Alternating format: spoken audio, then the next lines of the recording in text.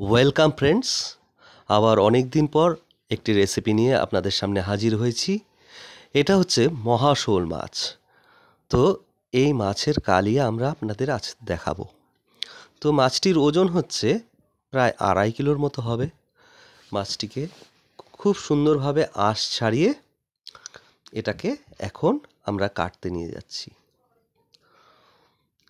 তো এত বড় মাছ, এটা কাটাটাও খুব ডিফিকাল্ট।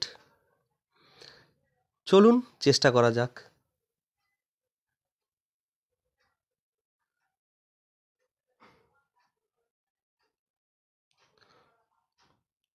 প্রথমে দুভাগ করে নিতে হবে, হ্যাঁ ঠিক। এখন সুন্দর সুন্দর বেশ বড় বড় পিস হচ্ছে কিন্তু মাছগুলোর, বেশ সুন্দর সুন্দর পিস হয়ে গেল।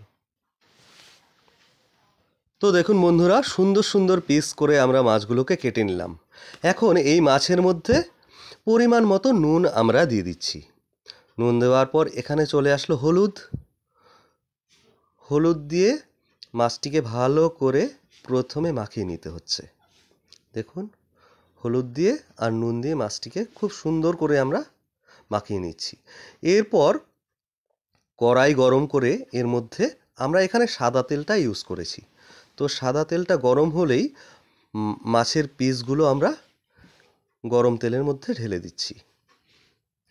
ভাজাটা বেশ সুন্দর করে ভাজতে হবে এবং ভাজার পর একবার মাছটাকে উল্টে নিতে হবে। মানে খুব বেশিও কড়া হবে না বা একদম হালকাও হবে না, এই রকমটাই ভাজা হবে মাছটা। তো ভাজা হয়ে গেল মাছ।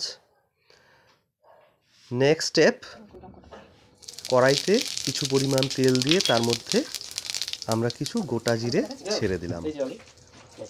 এখন বড় বড় টুকরোতে আলু দেখেছেন, এই আলুর বড় বড় টুকরোগুলো আমরা বেশ ভালো করে তেলের মধ্যে ভেজে নিচ্ছি।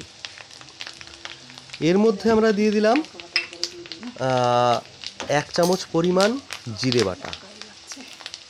এই আলুগুলোর মধ্যে 1 চামচ পরিমাণ জিরে বাটা আর শুকনো লঙ্কা বাটা 1 চামচ পরিমাণ দিয়ে খুব ভালোভাবে আলুগুলোকে একটু কষিয়ে নিতে হবে। দেখুন, মোটামুটি কষানো হয়ে গেছে। পরিমাণ মতো নুন আবার আমরা এর মধ্যে দিয়ে দিলাম। নুন দেওয়া হয়ে গেল। এখন এখানে চলে আসলো হলুদ। গুঁড়ো হলুদটা দিয়ে আবার ভালোভাবে একটু আলুগুলোকে কষিয়ে নিচ্ছি। বেশ সুন্দর ভাজা ভাজা হয়ে গেছে দেখুন। তো এখানে কিছু পরিমাণ জল আমরা এখন অ্যাড করে দিলাম। জলটা যখন বেশ ভালো মতো ফুটে আসলো, তার মধ্যে আমরা মাছের পিসগুলোকে ছেড়ে দিলাম।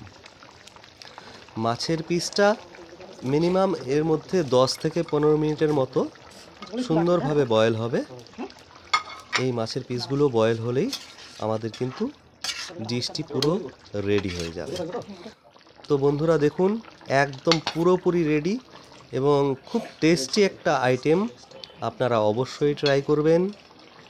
এবং এই মাছ সচরাচর পাওয়াও খুব কম যায়, মহাশোল মাছ। তো পেলে অবশ্যই ট্রাই করবেন। আর আমাদের লাইক, সাবস্ক্রাইব এগুলো করতে প্লিজ ভুলবেন না।